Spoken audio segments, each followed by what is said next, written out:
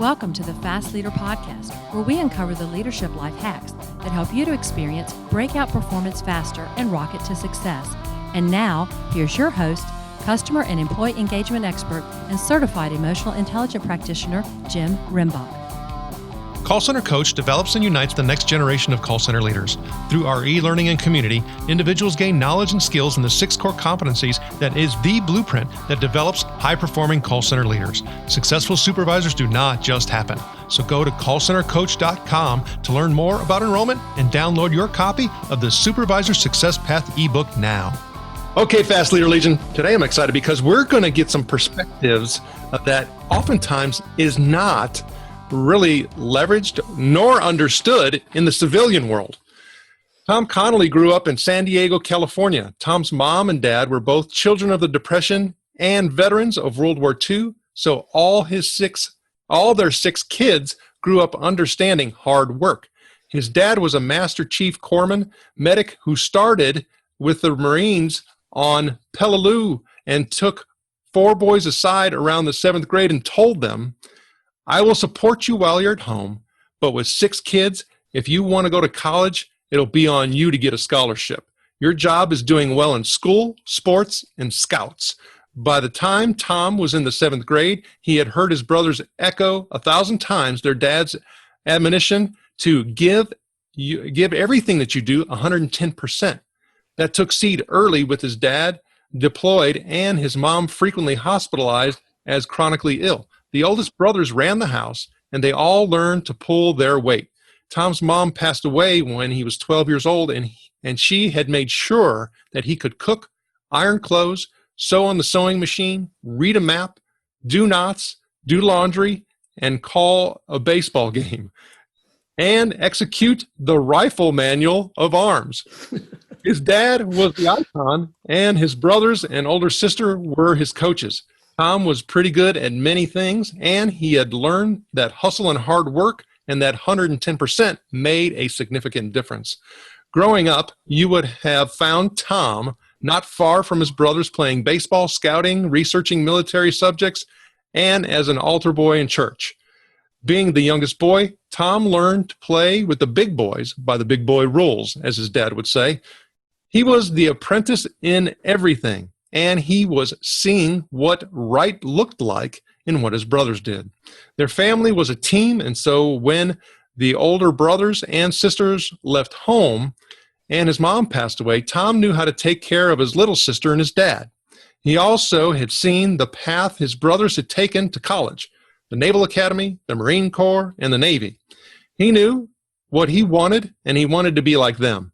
And as the apprentice, he knew the path. When he got to the Naval Academy, he discovered that hard work wasn't enough, and that would be a reoccurring cycle of learning. Tom served 30 years in the Marine Corps, and he led organizations from 5 to 5,000 in the artillery during combat, overseas, in 3 Marine divisions, and various staff and supporting commands, up to the highest level staff. Over the years, he developed the philosophy that learning is 100% effort, and to commit to lifelong endeavors of study, action, reflection, and refinement.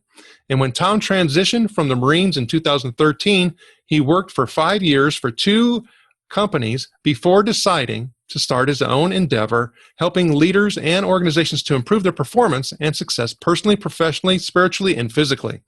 Tom is the author of Becoming a Leader, A Roadmap for My Daughter, and The Assuming Leader. Tom currently lives in Waxahachie, Texas, and is married to the beautiful, smart, and strong Annie, the girl of his dreams. And they have 2 children, Michaela Ann, who is a Marine captain, and Jack, a cadet at Texas A&M. Tom Connally, are you ready to help us get over the hump?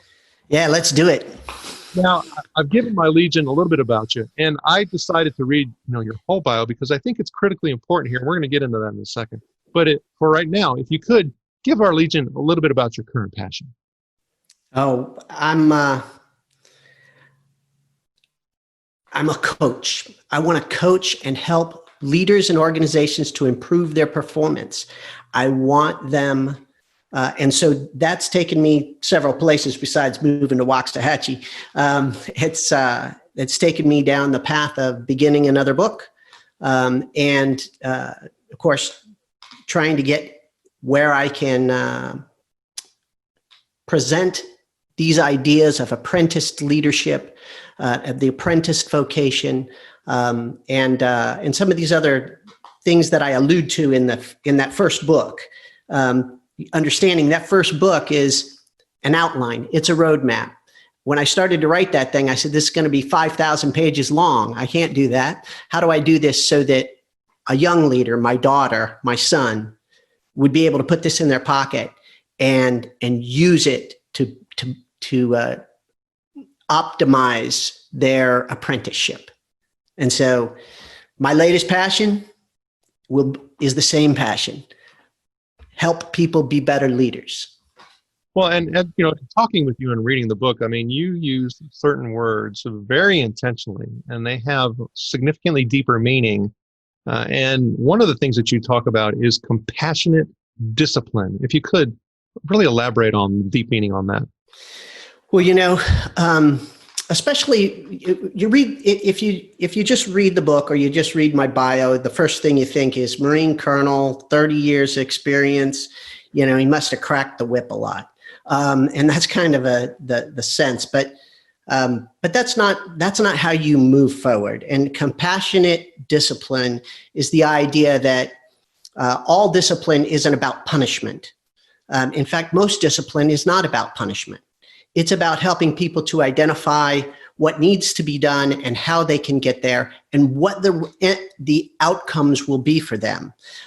So that discipline doesn't just start with correcting a wrong. It starts with identifying an end state and saying, here's where we're going to go. Discipline is about being a disciple. It's about being committed to something. So when you say that in the Marine Corps, there is a legal definition of discipline, and it says that you take money away, you put people in, and you do all those things if you have to. But it's not the first thing you do. It's just like the first thing you do is you don't raise your voice. If the first thing you do is you say, do you understand the mission? Do you understand what I told you? Do you understand? Okay. Do you know how to get there? All right. You understand all those things. Did you just ignore me? Let's solve the problem. So compassionate discipline is the idea that you are trying to solve the problem. You're not trying to punish the person. So that's where I'm going with that. And I think most Marine leaders after a little while understand that. Everybody in the civilian world doesn't. And that's another reason to do this is open that door. Let's understand there's some things we can learn from our veterans, especially.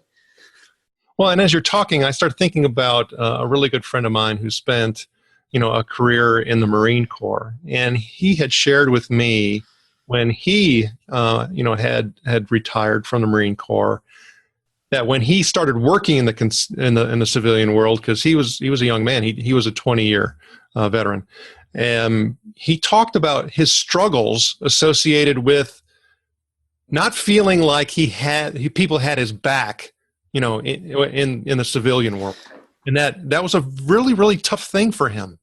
And so if you could, I think it's important for us to talk about that end outcome, which is really when you start, talking about this roadmap and being a leader, it's getting to that point where I know every single person has got my back, right? And that trust just, emulates and it enables things to occur that otherwise just would not happen. Absolutely. Trust. I mean, that's great. Tell us a little bit about, that differentiation between getting to that point and then what it is like in the civilian world. Wow. Getting to that point. So in the Marine Corps, you have a common ethos, in the military, but it's even more common in your unit, and depending on the size of your unit. The smaller the unit, the tighter the group, the more trust. Because if you're in a combat unit, then obviously because everybody's got to have everybody's back, and in a very real sense. If you're removed from the battlefield a little bit, you still have that because you have life life-threatening or life-changing missions that you're performing, whether that's logistics or whatever it is. But you still, in every organization, somebody has the right flank and the left flank. Somebody's supporting the other guy. Everybody's not the main effort all the time. So somebody is the supporting effort.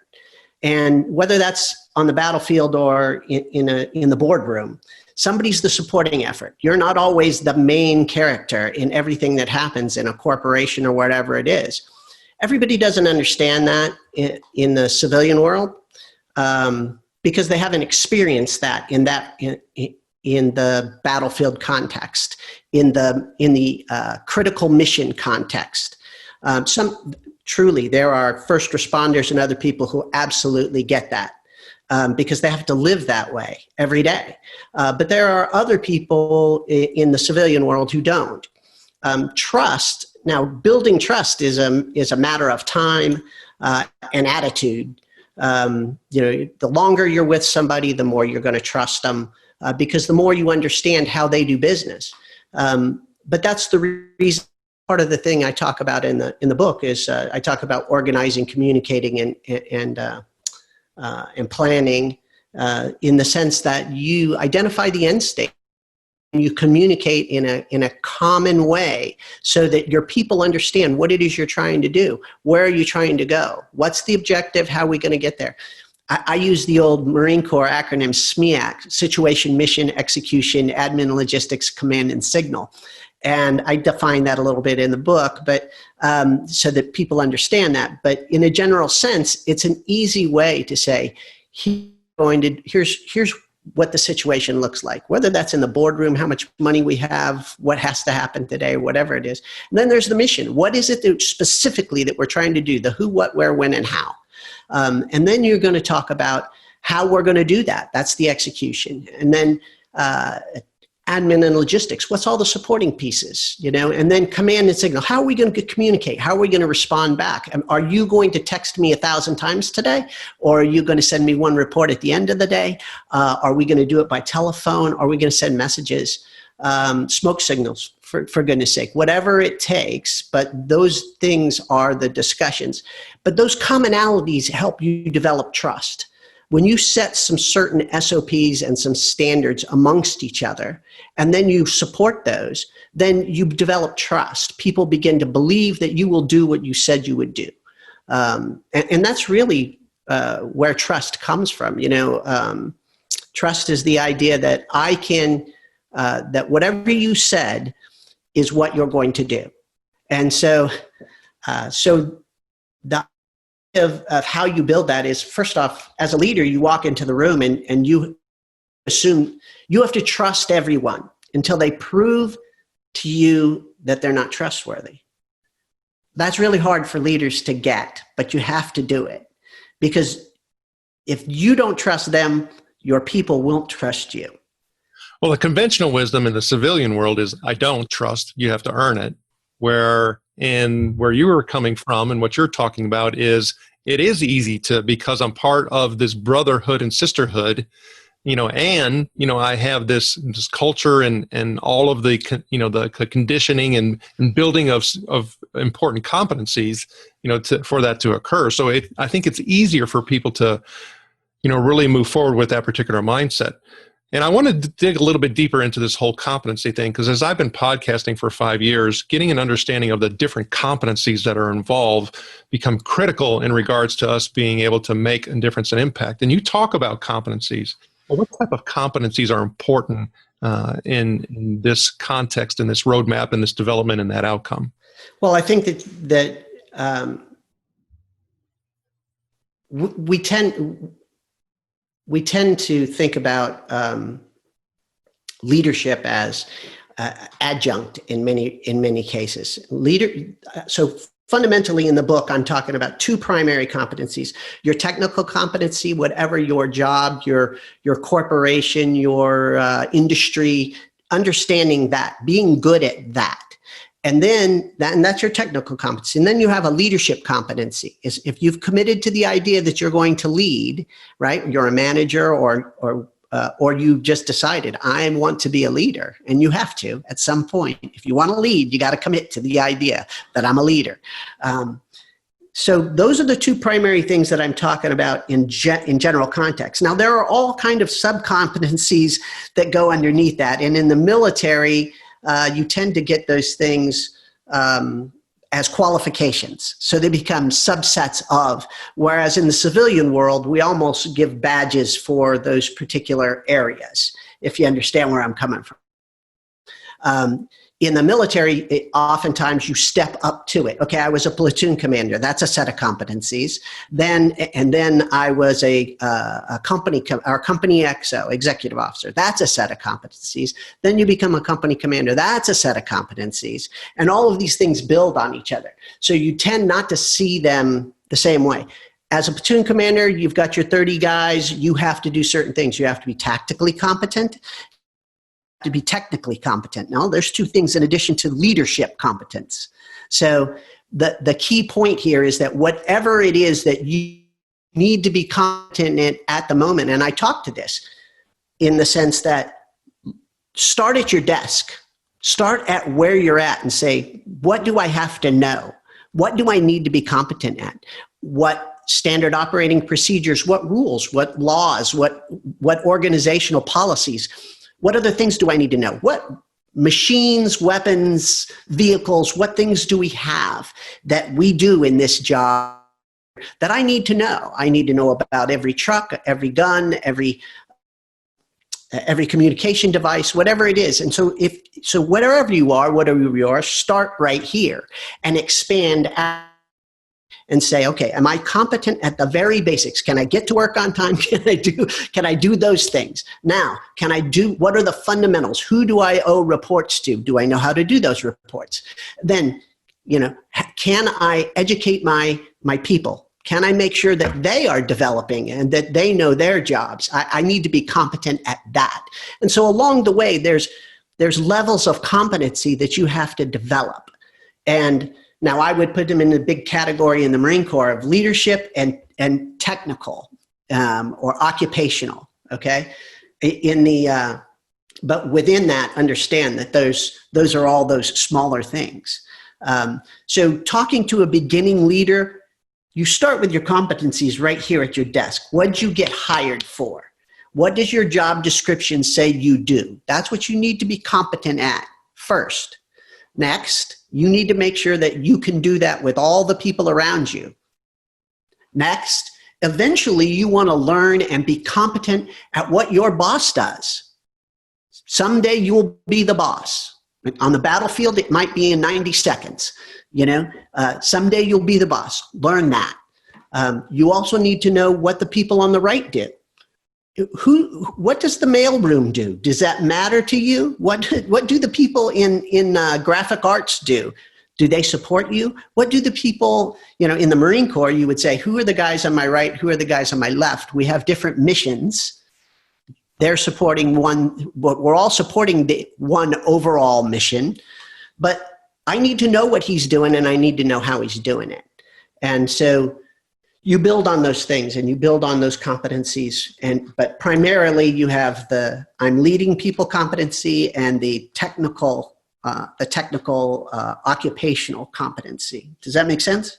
It does make sense. And as you're talking, I'm starting to get this understanding and framework of one of the things two things actually, that people struggle with, in organizations. And that is, when you start thinking about the customer experience, oftentimes what we'll do is we'll try to get insight about the frontline person who interacted with that customer and where a particular situation had gone awry. However, if you do the analytics and study, those failures that occur within the customer experience, 80% plus of them are actually systemic in nature. It is not that person who was interacting with that customer who could have influenced the outcome. Whether it was positive and whether it was negative, and sometimes even positive. I mean, it just happens by default because of the system. And as you're going through and talking about all these building competencies, you're talking about this trust, I'm starting to think about the difference between, military and the civilian world, and the civilian world being, I've got to be more customer focused and customer centric and get things done and we have to be able to retain more customers and do all that. Is being able to take all of your experiences and this focus one of the areas that you're primarily focusing in on when you're working with these organizations, or is it something else? Primarily, I think that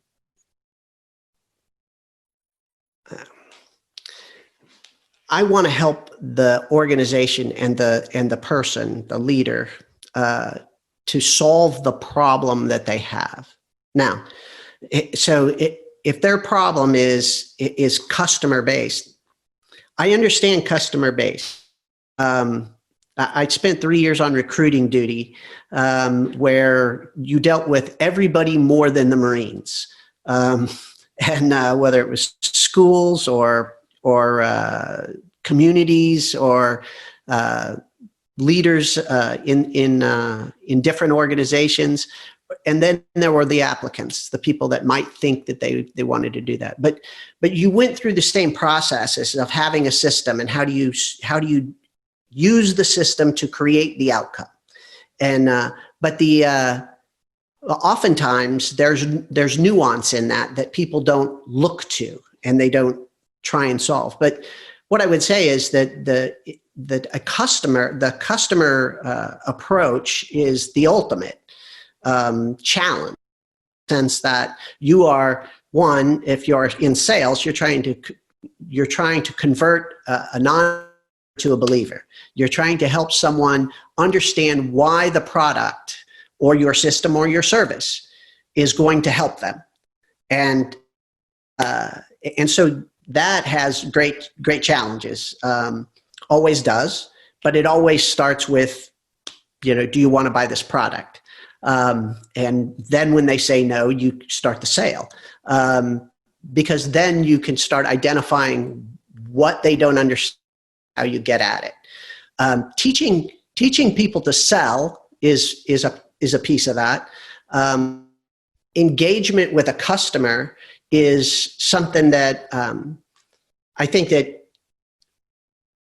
that is so nuanced in so many ways, depending on what you sell and what product you produce. If somebody wants to buy my product, my coaching, all right, and that's all about them understanding what the outcome will be and how they can improve who they are, and them being in the right position to accept that. I can't sell somebody a desire to be better. But I can, if they have a desire to be better, I can show them how I can help them get there. And so it's all a problem-solving situation, but I think it comes back to the fundamental belief that it's an interaction. It's two people in an interaction. Whether you're leading Marines or you're trying to help somebody improve their performance, you spend a lot of time helping Marines trying to improve their performance. Or you're trying to help sell somebody something, you are having an interpersonal reaction there, or interaction, talking to them about how do they get better? How do they improve? And here's the tool, here's the whatever it is I can do to help you do that. How you build an organization off that is for everyone in the organization to understand that every day we're helping each other get better. This is a culture of performance. This is what I allude to speak of a little bit in this book. It will be the next book. How do you build an organization where everybody in the organization believes and wants to get better, and they want to make the organization better, and they want to help everybody that the interacts with get better. And that's fundamentally, I think, if you don't approach people that way, that they all have value, I call it the prime imperative in the book, or the one thing, right? The leader's one thing. If you don't believe that they all have value, then you'll never get there. Well, and part of that, you talk about making the decision to be a leader. It's a very, very tough thing to do, and you have to commit. You talk about, developing people and that being a primary focus, and you have to do that all the time. And you talk about you have to be firm, fair, and then yeah. What do you mean by that, friendly? Well, I laugh because my older brother, great leader, the guy I always wanted to be like, still working on that one. Fantastic father, patriot, Christian, all things, and a great Marine officer. He used that term. I heard him use that term when he was a young lieutenant. And firm, fair, and friendly is optional. And the point of that is that as a leader, you're not worried about being popular. If you're worried about being popular, you're worried about the wrong things. So you worry about being firm and fair. That is, you know what you believe in, you know what your organization believes in, and you are always looking for the fair, the just, and the right approach in whatever the situation is, so that your people always know where you're coming from. They know they can believe in you. They know they can bring you the worst thing that could ever happen and put it on your table. And your reaction will not be how terrible you are, you dumb. No, your reaction will be, okay, let's take this apart. How did this, and where are we, and what do we do about it?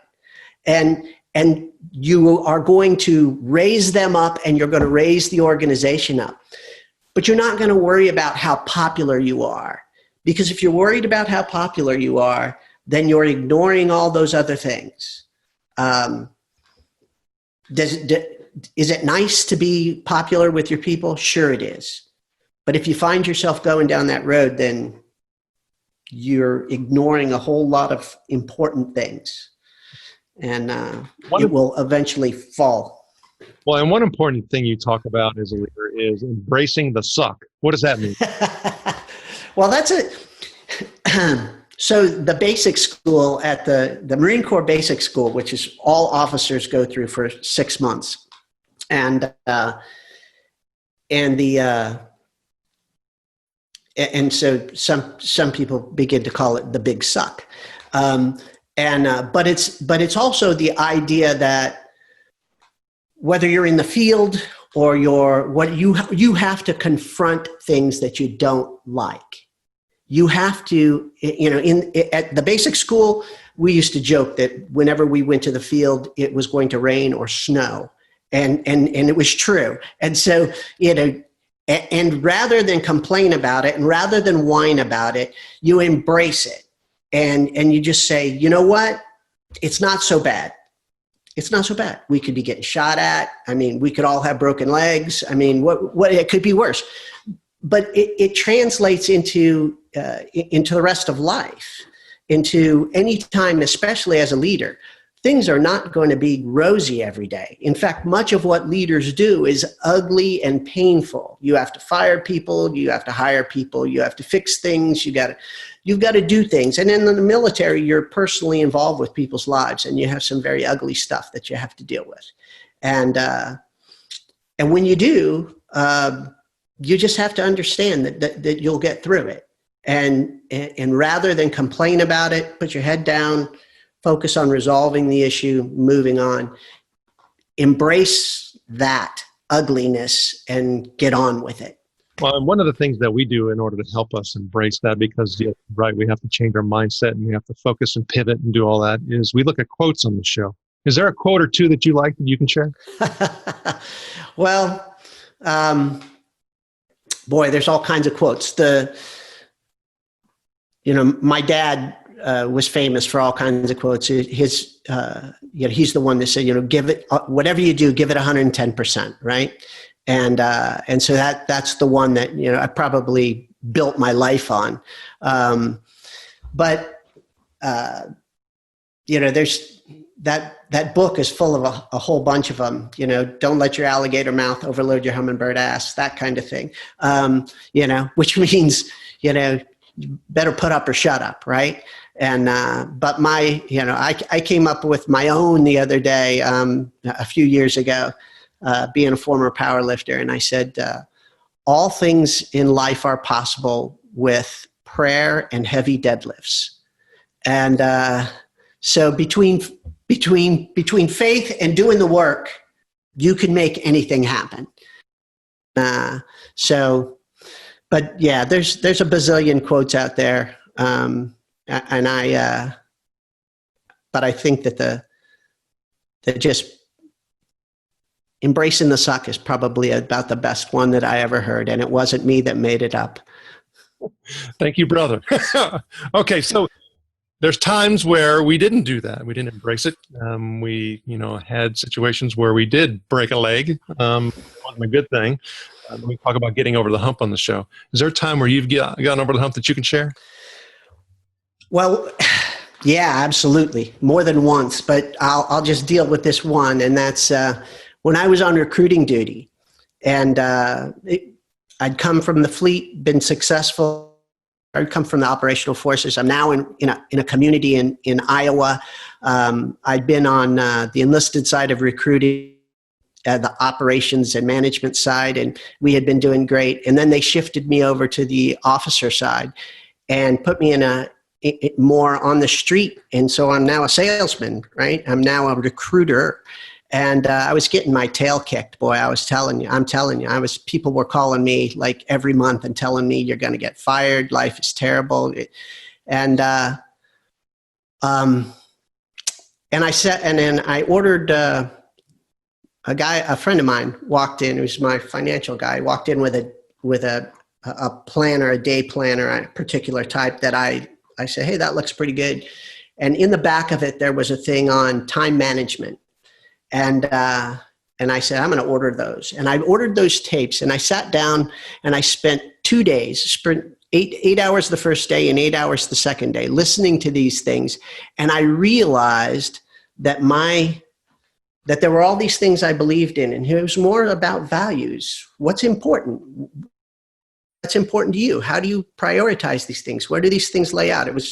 And so I listened to this, and I listened to it the first time, and the second time I had a big stack of paper like this. I started writing, scribbling like crazy, because when I got done with it, I said, there are all these things that I believe are important, and I'm not doing anything to move that forward. You want to get married? Yeah, I was single. I'm in a terrible relationship. It ain't going there. So what do I do about that? I want to be a good Christian, but my performance is not in line with that. I'm not praying. I'm not going to church. How could I be living up to that? And various things. I looked at my work. I said, you know what? I want to do this right. And I said, you know what? I have to, and the aha moment, right? Or at least one of them in my life was, I have to bring my performance in line with my values. I went, holy cow. And I just started, and I started going, okay, how do I do that? I can do this. I can move this a little bit this way. I can move, I think it was one of your guests talking about movement by degrees. I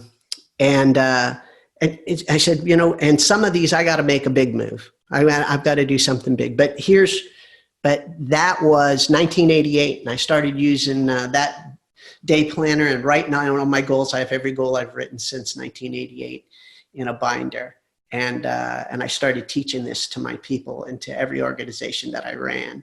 And this is where I started developing these ideas of leadership from a value-centered standpoint, as opposed to, what do you want to call it? A list of attributes. So anyway, but it made a difference, and it changed the way I did everything from that point on. And thanks for sharing that. I mean, so for me, that's a good lesson. I also was chatting with somebody, and they talked about the importance of journaling. Absolutely.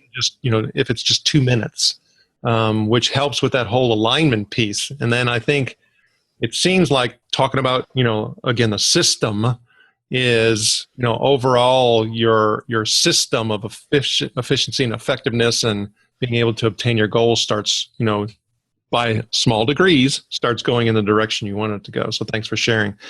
Now, when I look at, you talked about, we have this book, you talked about another book, and I think about, your career and the things that you want to accomplish yet. And if you could, do you have a goal that you could share with us? I told a friend of mine about 2 years ago when I started this, I said, I'm going to be the world's best leadership apostle. And he was like, and he says, that's pretty big. I said, yeah, but it's so big that I can get there and everybody can still come with me. I don't have to defeat anyone. I don't have to compete with anyone, because it will be an evaluation. My goal is to touch as many people as I can with these ideas, with the ideas of leadership, and help them to improve their performance. Right now, I'm working on a book. I've just started working on a second book, and about how you develop a culture of performance, and to take examples from my past and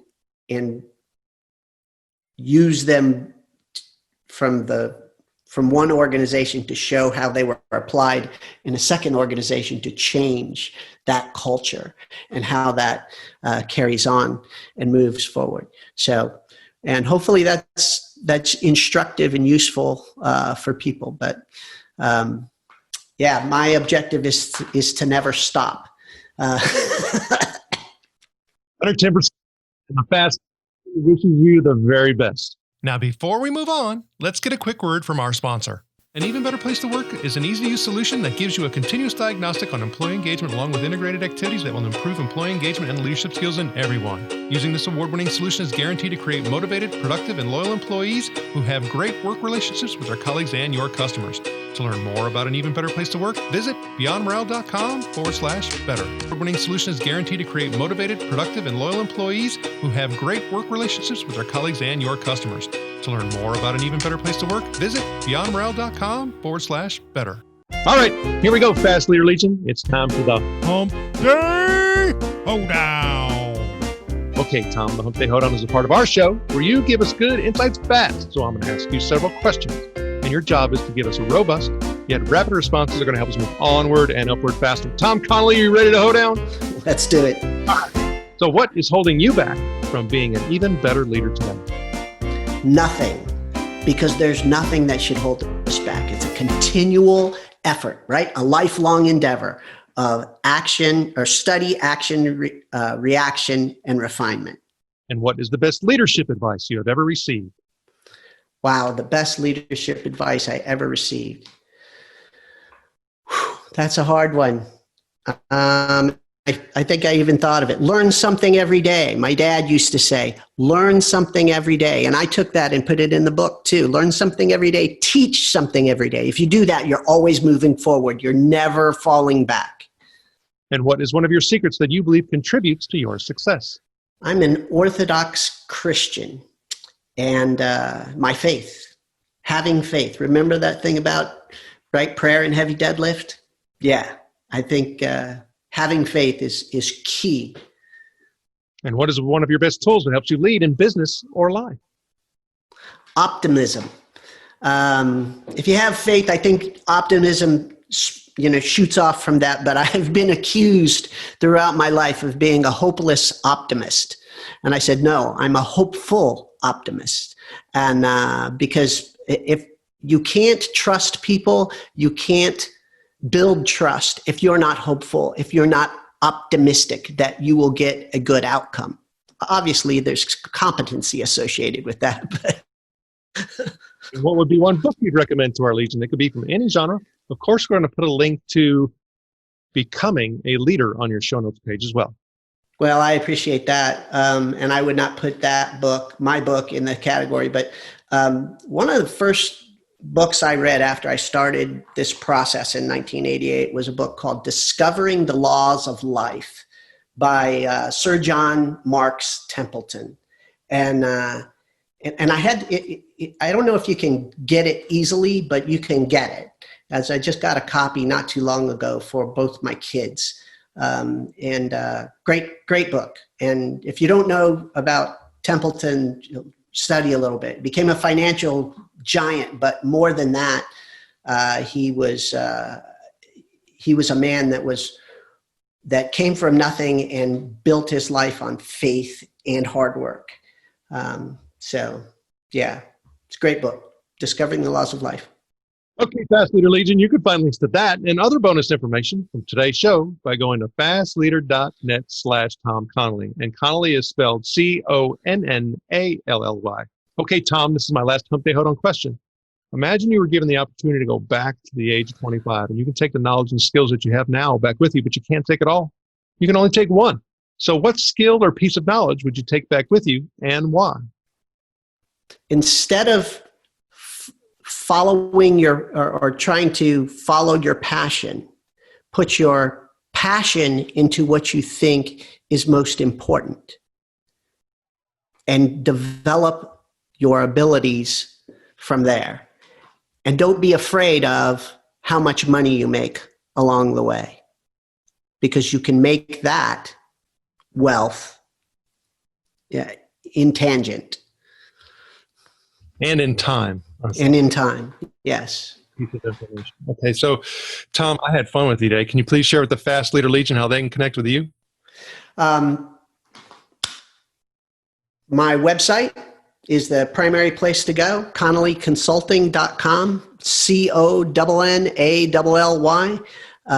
And my book is there, and my videos are there, and they should be able to get in touch with me there as well.